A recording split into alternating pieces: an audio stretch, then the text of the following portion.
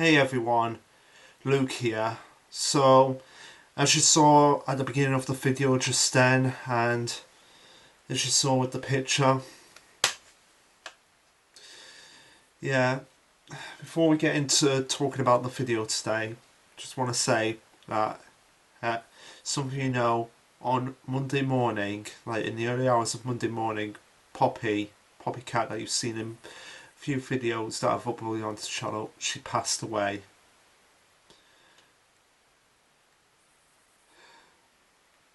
I'm sorry. Well, we all knew it was coming, and she was an old cat, and she had a good life, but it's still upsetting to see. It's still upsetting for it to go through. That's why I've held off on this video until today, because I wanted time to actually grieve for myself, just kind of take it easy for a few days, and yeah, now we've got the picture of her to immortalise, and now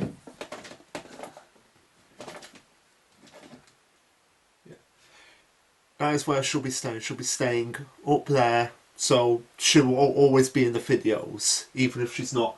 If she's not here physically, her spirit will always be here, watching over me, watching as I do my videos. So, yeah, Poppy, this video, it's for you.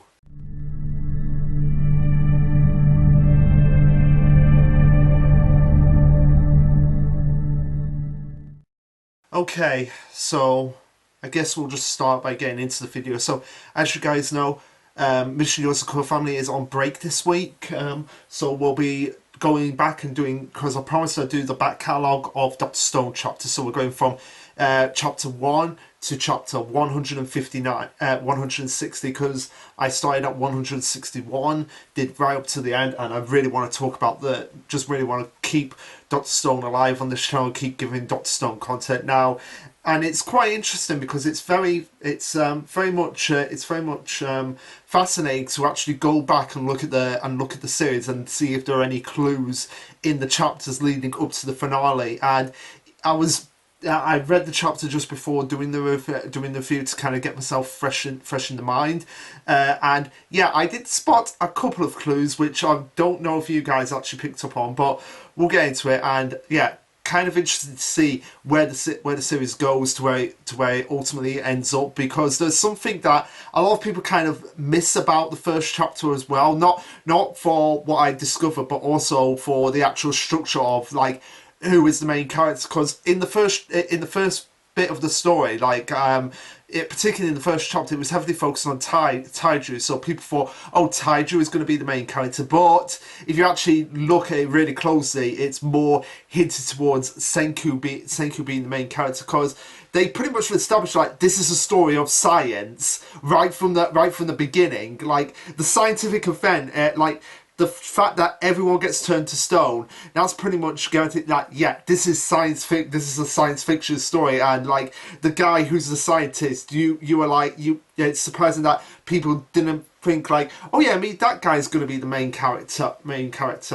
And obviously I'm trying to not be as depressing as possible, because Poppy, even though she's a cat, she knew how important the videos were to me, because every time I was doing a video, she would scuttle out of the room. So she knew, she obviously probably knew how important they were to me. So I'm gonna just keep doing what I'm doing, because that's the best way to keep any spirit alive. And pretty much it's like this is appropriate for Dr. Stone, because it's like memories of people and places, or in this case animals, and the time spent being passed down through the generations. So yeah, passed down through time. So even though Poppy is gone and she's not with us anymore, the fact that she's still here in spirit and still being relevant in the videos, that's still a very good theme of Dr. Stone itself. So yeah, just gotta go up,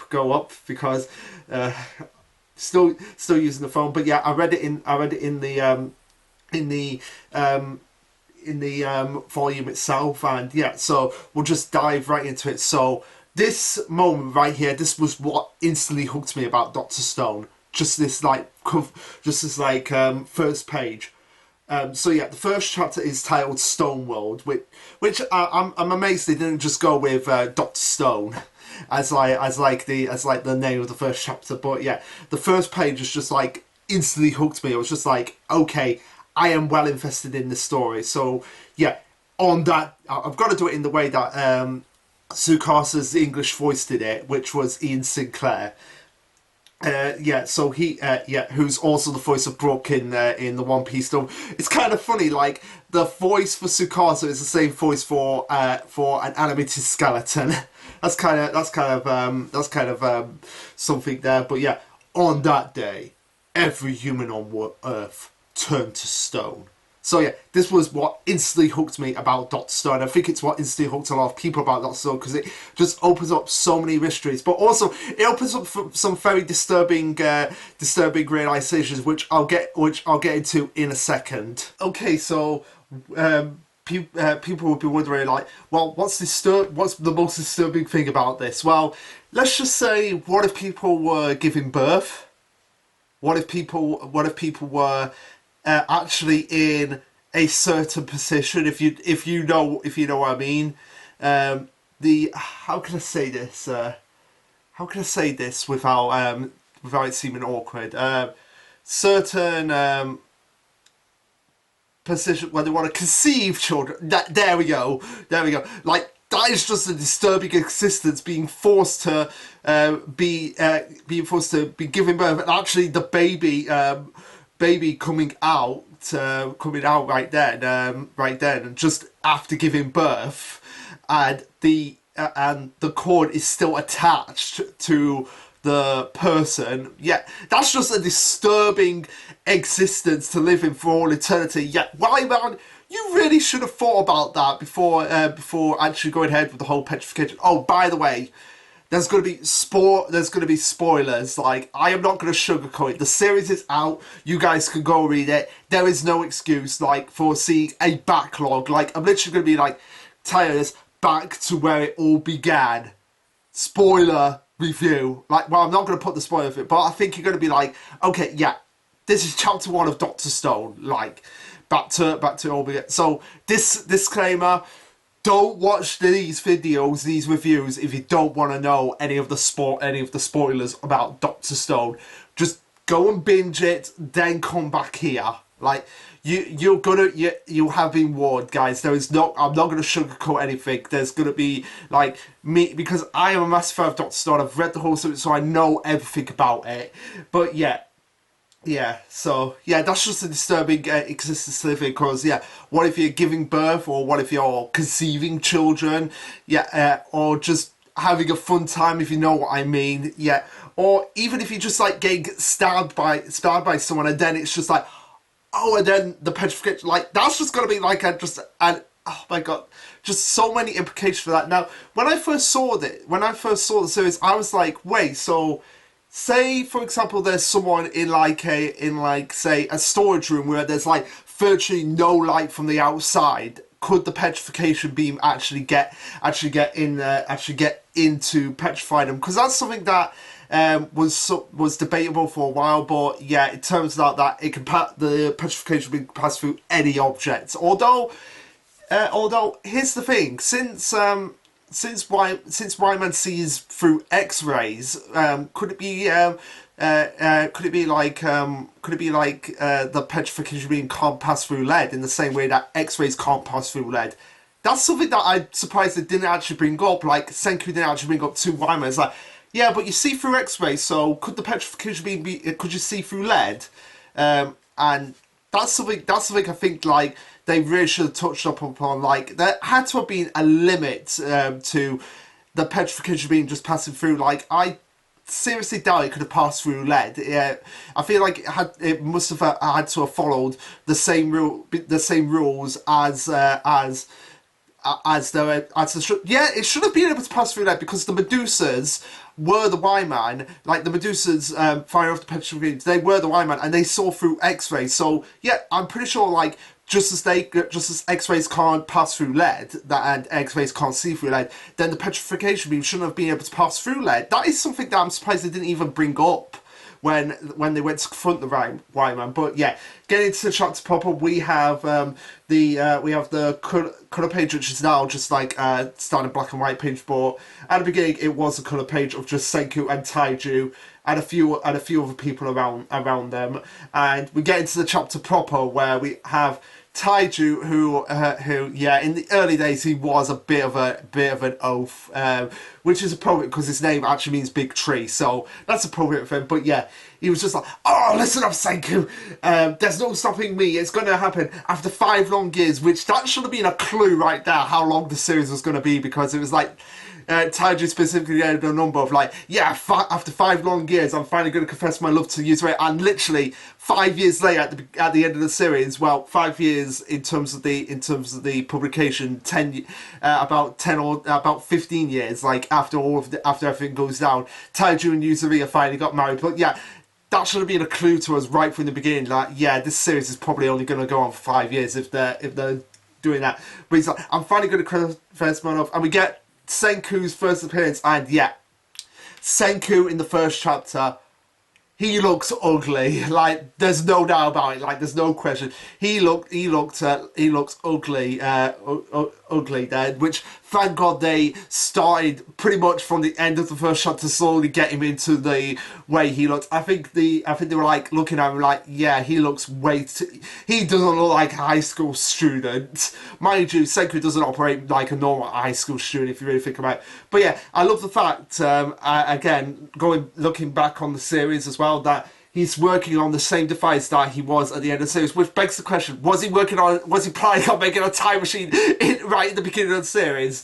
But yeah, seriously, the fact that this is a science fiction story and Senku is a scientist, that should have cued us in, like, yes, Senku is probably going to be the main character, even though most of this first chapter is focusing on Taiju.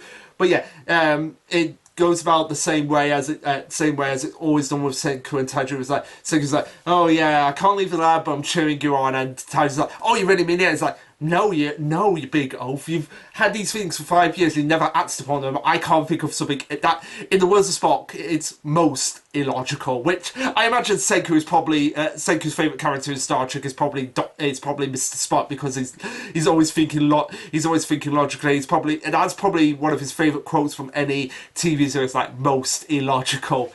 But yeah, Senku's just like, oh yeah, I'm gonna give you this that I've whipped up, it'll make her fall in love with you, instead just call it a love potion. But Taiju being Taiju is like, yeah, he may be an idiot, but at least he's honest about his feelings, and he wouldn't want to use like artificial means to get someone to fall in love with him. So gotta give Taiju that. He may be an idiot, but at least he's an honest idiot.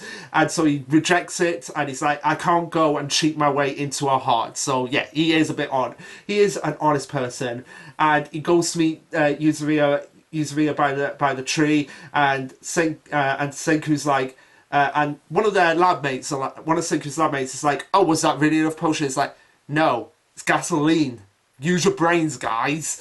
And they question like, oh, Taiju would have died if he drank it? And Senku's like, yeah, Senku's known him for years and years and years, on the same level as Sinu knew Stanley. So Senku knows that Taiju wouldn't have drunk it, and like I said, Senku actually says, yeah, oh, he's an honest fool, so yeah, he wouldn't have wanted to do like the whole I'm gonna make a love potion and fall in love with her type thing. And so we get the first appearance of Userview in the series with her slightly off headband, which, yeah, that headband has always bugged me. Like, I'm still going on my belief that the Y-Man communicated through the headband after all that time. But yeah, we get a scene that wasn't actually in the anime. Where well, it was in the anime, but it wasn't fully in the anime. Where they cut out the bit where Userview is joking about, oh, I know, this has got to be one of those love confession things, and Taiju's like, did you figure it out already? So yeah, that wasn't in the anime, and then we cut to everyone betting. It's like, oh, 100 yen, that he totally gets rejected. 500 says creepy. I'll put me down for 100 as well. So they're all betting on like, will Userview reject Taiju? But of course, Senku already knows them. and he's known them for years. He's known Taiju and Userview for 4 years, so he knows, like, yeah, they're probably into each other by now. So he's like, oh yeah, I bet £10,000 she's into him. Not £10,000, 10,000, yeah, that she's into him despite all the despite the contrary to the exception. Everyone's just like, really? It's like, yeah, they are kind of his best friends. Like, Yuzumi may not be on the same friendship level as Taiju to Senku, but still one of his closest friends. So the fact that he knows what she's all about and how he can probably...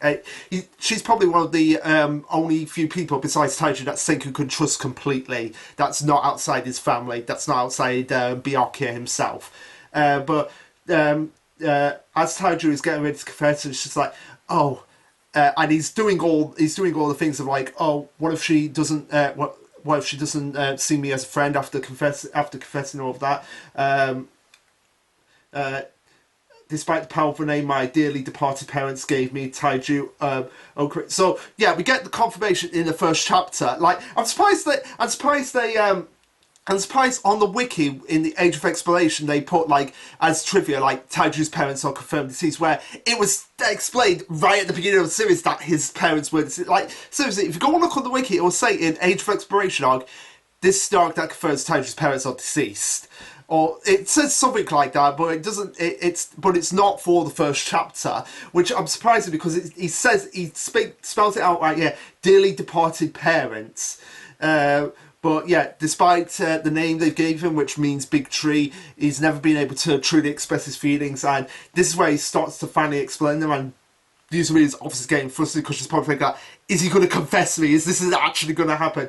But then it's all interrupted by just like the like the choir sounding petrification beat. Like, if you've seen the anime, you know, like, it's the choir sound, like just the and there's a fly in this room. Where I don't know where it's gone now, but it's buzzing around, so I apologise for that. But yeah, Taiju's just crazy, just going on like, hold on, what's that weird light? And then we see like the whole world getting petrified, turning to stone, and there's all kinds of shots, including from Japan. I think it's still at the same high school that Senku, Taiju, and Yuzumi are at, and then we get going over to America and Rome with a guy saying, "Am I having a stroke?" So it's crazy. I really hoped that they would have gone to Rome based on the first chapter, because they show America in this chapter quite prominently, as we'll soon see, because anime onlys, as I said in What's the Difference for season 1, we get the infamous Donald Trump scene.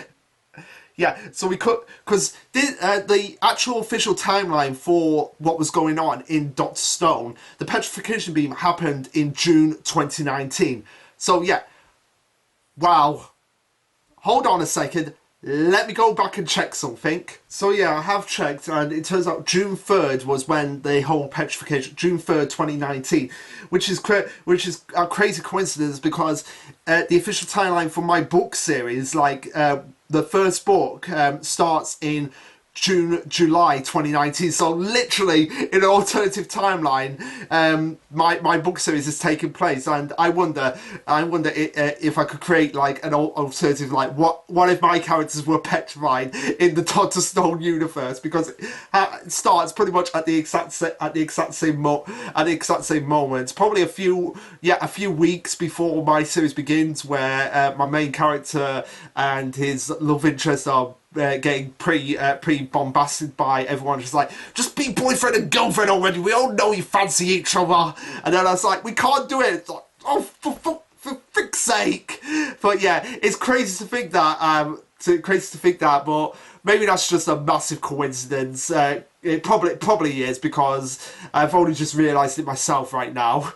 But anyway, yeah, Donald Trump, I can't believe we have Donald Trump in Dr. Stone, which is very hilarious, but also very annoying, because I have to do the Donald Trump impression, like, terrorist, no, I can't die yet, there's still so much to, oh no, conscience slipping away. That is one of the most awkward things I've ever had to do. Let's never do that again. But yeah, we have everyone everyone around the world just being like, oh, constantly, oh, please, someone help me, like just freaking out because they have no idea what is happening, and then Tiger's just like is insane willpower. It's just like, no, I'm still ain't dead yet. I'm still ain't dead yet, and it's just like trying to get himself waking up before we cut to the flashback of when he first found the bird statue, which in the anime that doesn't happen until after he wakes up in the stone world. So it's not. So it's nice to like go back and look at the chapters and pinpoint exactly where all the events take place. It's pretty good that they actually included the Donald Trump America scene, because it pretty much lines up, because they Stanley and his Senior Stanley and everyone else got petrified late at night when the moon was up. Yep.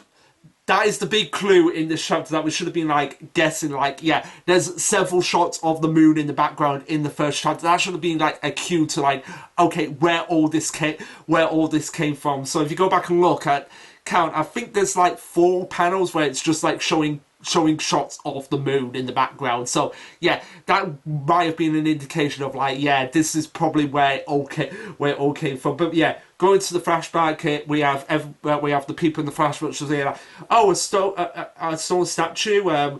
Does it have something to do? Does it have something to do with that? Something fell over here, a stone bird. Because if you remember how the Y-Men explained it happened, it's like they linked the petrification beams, so like their targets would be the only ones that could see it. So and nobody and nothing else could see it. So to everyone else just walking around, it was just basically like say a bird was flying in front of them, just be like, and then just like literally in the blink of an eye, it just turned to stone. Like, no explanation happening. So that's kind of the deal going on here, and everyone's just going like, oh, there's more of that. Whoever made it is crazy good. It looks just like the real thing. And Taiju being Taiju is just like, yeah, this might actually be the real thing. And everyone is just like, everyone is just commenting on how Taiju is so big for some reason. But yeah. Yeah, actually, how big is Taiju? I'm gonna have to look that up right now, because that Dr. Stone. How big is Taiju? Taiju. So how big is Taiju himself? So let's see. 6'2". Yeah. So he's not really that much bigger than an average person, but so I don't know what they were going on about there. But yeah, he mentions like, oh, a friend of mine has seen some of this. He was probably studying this, and he goes over to the veterinarian centre, but of course it's not going to be open before school starts, which must suck for people in Japan, because vets over here open up before school starts, so it must suck for people over there who have a pet who they can't get to the vet fast enough. That must suck. But yeah, Userview pops up as Taiju's being the stone bird, and she's like, "Oh, did you ever stop to think that it just could clearly be a bird sculpture?" And Taiju's just getting so flustered and everything, and Userview is like, "Oh, you're so dumb, it's embarrassing." And he's like, "Yeah, I'm right." And he's like, "Crap, when the one person that I didn't want me to see doing this has seen me." And then he's like, "Wait a minute. Why are you here as well? If you're berating me, why are you here?" And Userview, obviously, as we know, has a bird statue herself, and she's like, "Oh, because I'm a dummy myself, I bought this little guy here, so I guess we're all both on the same level." And this is where Taiju's just laughing himself into a stupor before they're like, "Yeah, we've got to go to school now." Before we cut to a dog just spinning around its own, which is not the same person in the anime, because in the anime the person who had the dog was this person right here with the schoolgirl, and here it's more it's more like just a regular person walking around. So yeah, but also as well, as I said right now, like another moonshot, and it cuts to the dog, and possibly its descendants, because this could have potentially happened, like this whole with the wolves howling up, going, oh, that could have happened like 10, 20 years after that whole scene with the dog. Which the fact that they show the dog and then they cut to the wolves, that's pretty much, I think, them saying like, yeah, that dog is the ancestor of those wolf type creatures, and also possibly the ancestor of Chalk. That's something that was actually brought up to Inagaki and Bruichi, and I think they kind of confirmed like, yeah, the dog in the first chapter might actually be the ancestor of Chalk, the dog. But yeah, Taiju's question, like, how many days has it been since all of this happened? I was survived through this Shio will alone, which I'm surprised Taiju's statue didn't break at any point. From the amount of like washing away it did from where it was, I'm surprised it didn't actually break, which was obviously done for plot armor's sake, because in any realistic situation, Taiju's statue probably would have broken, and Senku probably would have been screwed at that point. But yeah, he says like, "Oh, I won't die. I won't let my mind fade. Never." And the question of how many days, centuries, or decades, centuries, or millennium has it been since all of this happened? No matter how long, I won't lose this fight. And of course, because there's nobody maintaining the structures, everything is collapsing until we're back into the stone world. Essentially, as it says, it's been 7,000 years since humanity vanished from the stone. As we get the title page, which is C1 Stone World. So yeah. Pretty well, I've got to give Boichi credit. It's just like the beautiful landscapes that he creates throughout the manga itself, which are just so impressive and so breathtaking to actually look at. So yeah, continuing on, we have Taiju obviously in the Miracle Cave where he finally breaks out, which I have to question, did Senku actually put him, well, yeah, probably, yeah, now that I think about it, Senku obviously put him there, yeah. It's obvious that happened. And we see him finally breaking out, and obviously he has the cracks on his face, so he has the signature, like, crack going down his right, his left eye. Yeah, that's on his left eye, and then the smaller crack on his, no, that's his right eye, like, so, yeah, the large crack going down on his right eye, and then the smaller crack on the bottom of his left eye. So yeah, he has that, and he's like, "Oh, I'm finally out," and then he's like, "Stone fragments." Before we see just like what has gone on, and Taiju's just seeing like this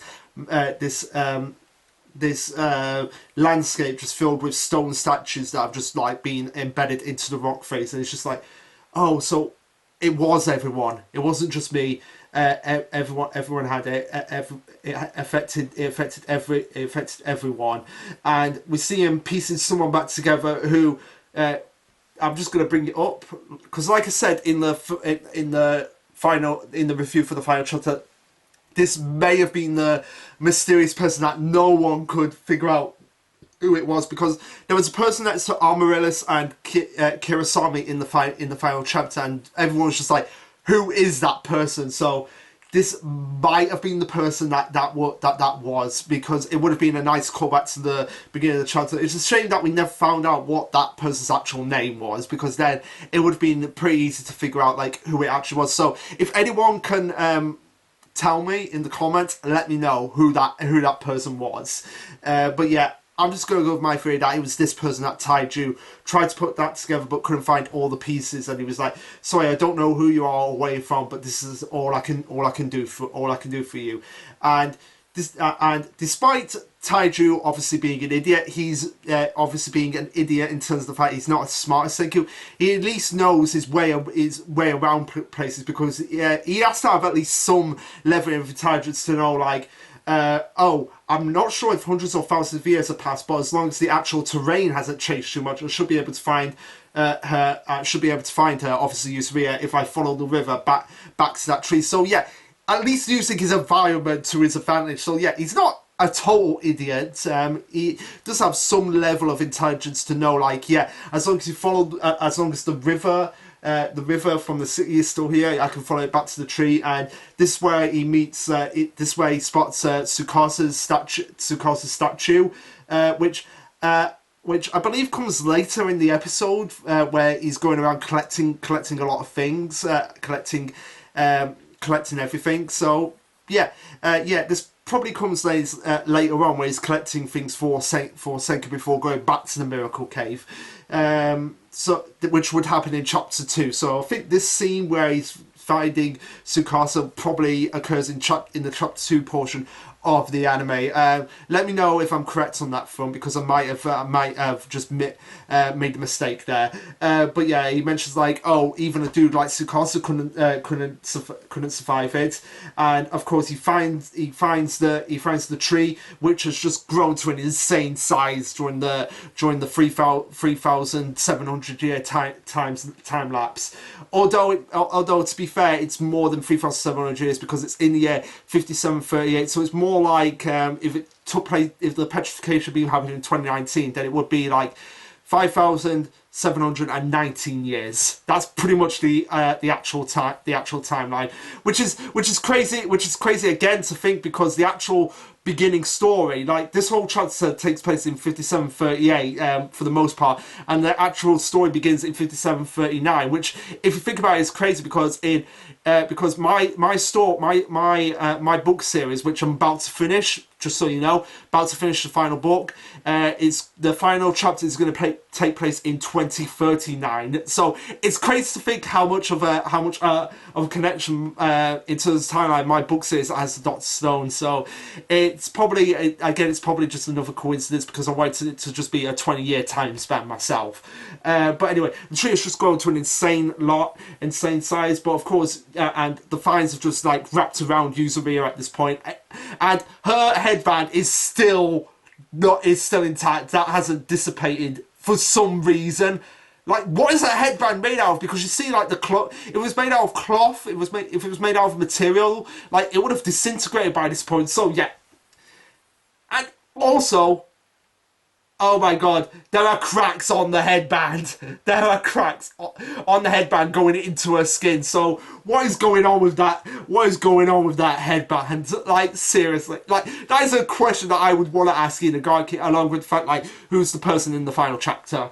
But yeah, Senku, Taiju's just like, oh, you kept Userview from floating downstream and breaking up ever since that day. You've protected her for me, Tree. Thank you for that. You're amazing, Tree. And he's crying over the fact that he couldn't protect her despite everything he tried to do. But now that he actually has a way of actually protecting her, he can wait for the moment. Then he can. That he can actually say to her when she's out of the stone statue, but of course he can't right now, so he's saying it to her statue, and it's quite a sad moment, the fact that the one thing he wanted to say to Userview he can't at this point, but he at least can with confidence say it to a statue, which is, I've loved you for hundreds and thousands of years, and I'm gonna save you. But of course he doesn't know how to yet. But this way he sees the message from Senku, which is follow, head down the river, big oaf, and he continues heading down the river before he comes across Senku, which, thank God, compared to the first chapter, he's starting to look more like himself. And Senku's like, oh, so you finally woke up, you big oaf, and Taiju just goes in for the hug, but Senku's like, don't hug me when you're butt naked, when you're butt naked. And we get the actual date, which is October 5th, 5738. And he mentions like, okay, I've been awake for half a year. So he awoke in April. He woke in April 5738. Senku. No. He woke up. He woke up April 1st, 5738, because April 1st is Gen's birthday. So yeah, we'll always remember that he woke up exactly on Gen's birthday. That's kind of funny when you think about it. But yeah, Taju's like, how did you do all of that? And he was like, oh, it's obvious. I did it by counting. And we get like just the insane counts of Senku, which I'm not even going to go into detail here.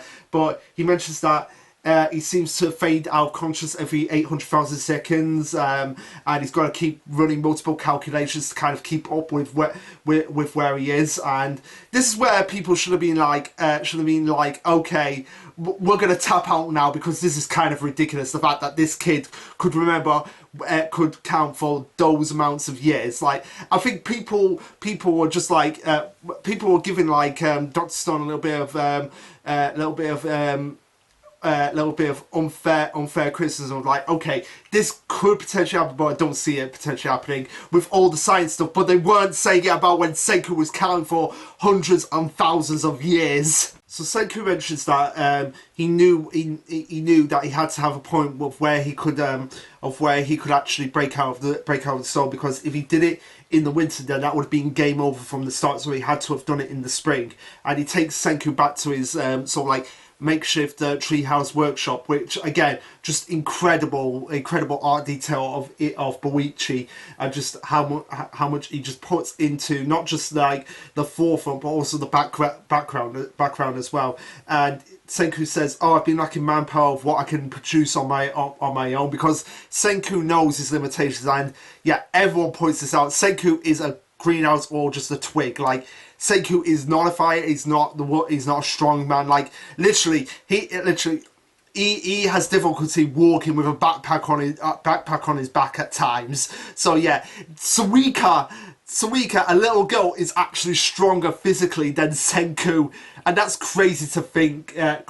But yeah, he mentions like, oh, if I'm restart civilization, I need some musclehead who can lend me his strength. So, in other words, I've been waiting for you, Taiju, because I was 10 billion% sure you were still alive. And he mentions like, yeah, you're a man who, when you have something set on your mind, you're never gonna let anything get in your way of it. And the thing that was set on his mind was you confessing to Userview, which Taiju is all too happy to agree with him on that front. And he's like, thinking and brave power is your department, Senku, so just leave the heavy lifting to me. And Senku mentions like, oh, transforming from the Stone Age to the modern age took humanity about 2 million years, so we're just going to speed run through it as fast as we can, which pretty adapt line to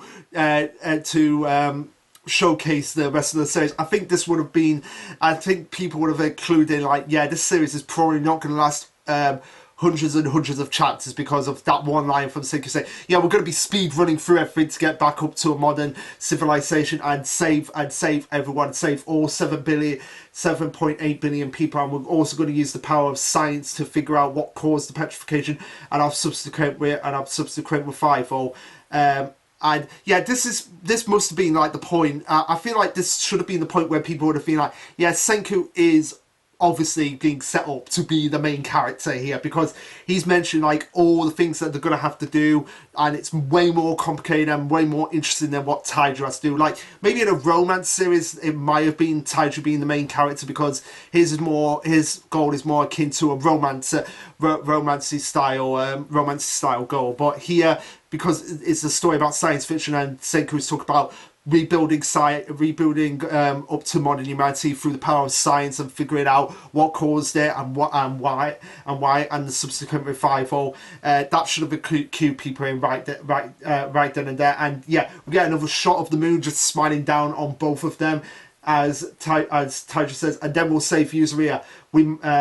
And Senku's like, oh, we might just be a pair of high school kids, but we're gonna create civilization from scratch. As we get the image of the rocket just blasting off, which again, brilliant foreshadowing on Boichi and Inagaki's part.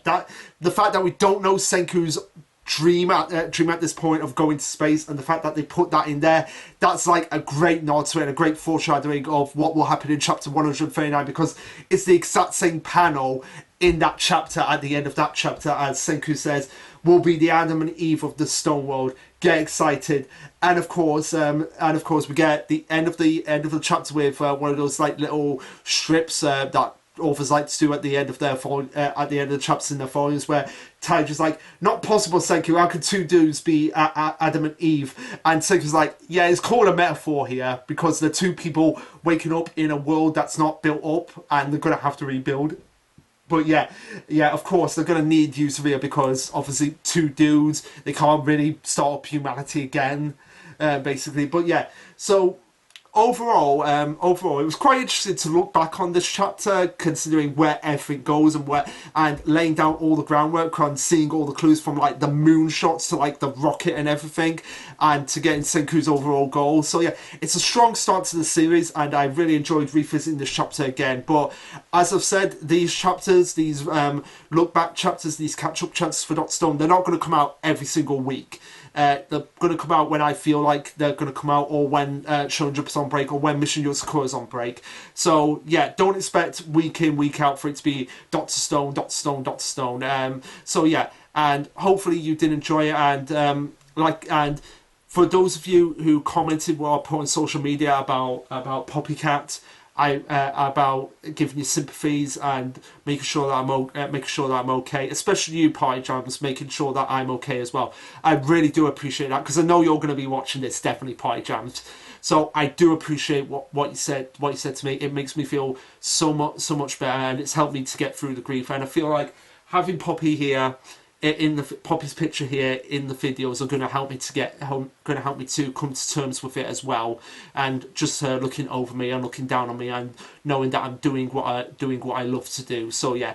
But anyway, guys, what did you think of this review? I can't say chapter because because I think we got a pretty good idea. But what did you think of this review? What did you think of this chapter? Let me know. Like, subscribe, comment, all that jazz. And this will be Lasherluke signing off. Later, guys.